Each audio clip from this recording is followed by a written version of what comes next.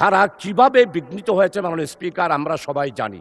মাননীয় সদস্য, আপনার আপত্তি রিপোর্টের ভিতরে নিয়োগ থাকতে হবে। করার জন্য যদি 2010 সালের পার্লামেন্টে আমাদের মাননীয় সংসদ সদস্য বিস্তারিতভাবে সেই দিন বক্তব্য রেখেছিলেন, শেয়ার বাজারে কি পরিমাণ লুটপাট হয়েছে এবং শেয়ার বাজারের মাধ্যমে কিভাবে অর্থ লুটপাট করে বিদেশে পাচার হয়েছে এই জাতি ভালোভাবেই জানে মাননীয় স্পিকার।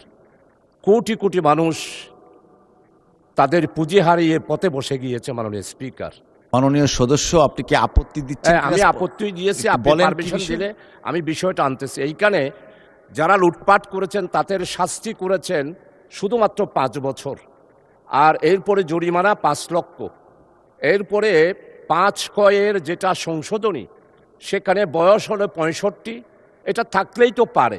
এখন এই 65 বছরটা সেটা অমিট করে দিয়ে এটার বয়স সীমা কোনো কিছু নির্ধারণ না করে আমাদের মনে হচ্ছে, আমাদের মাননীয় স্পিকার যখন সভাপতিত্ব করছিলেন উনি বলেছিলেন যে আমাদের শুধুমাত্র 2006 সালে বিচারপতির কেয়ারটেকার সরকারের 2 বছর বাড়াতে গিয়ে শেষ পর্যন্ত বাংলাদেশে গণতান্ত্রিক ধারা কিভাবে বিঘ্নিত হয়েছে মাননীয় স্পিকার আমরা সবাই জানি। মাননীয় সদস্য, আপনার আপত্তি রিপোর্টের ভিতরে নিয়োগ থাকতে করার হবে। জন্য যদি আমাদের সরকারের পক্ষ থেকে যদি এরকম কোনো ব্যক্তি থেকে থাকে, তাহলে আমার মনে হয় এটা তো কোনোদিন স্বাধীনভাবে তাদের কাজ করতে পারবে না।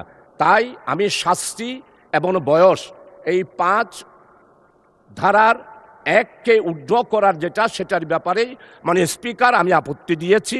বিলটা জনমত যাচাই, আমি সংশোধনের জন্য গিয়েছিলাম জনমত যাচাই দেওয়ার, কিন্তু বন্ধ হয়ে গিয়েছিল। তাই এই বিলটি আজকে পাস না করে জনমত যাচাইয়ের জন্যে এইটা আবার জনমত যাচাইয়ের জন্য জনগণের কাছে পাঠানোর জন্যই আমি প্রস্তাব দিচ্ছি মাননীয় স্পিকার। আপনাকে অসংখ্য ধন্যবাদ। ধন্যবাদ মাননীয় সদস্য।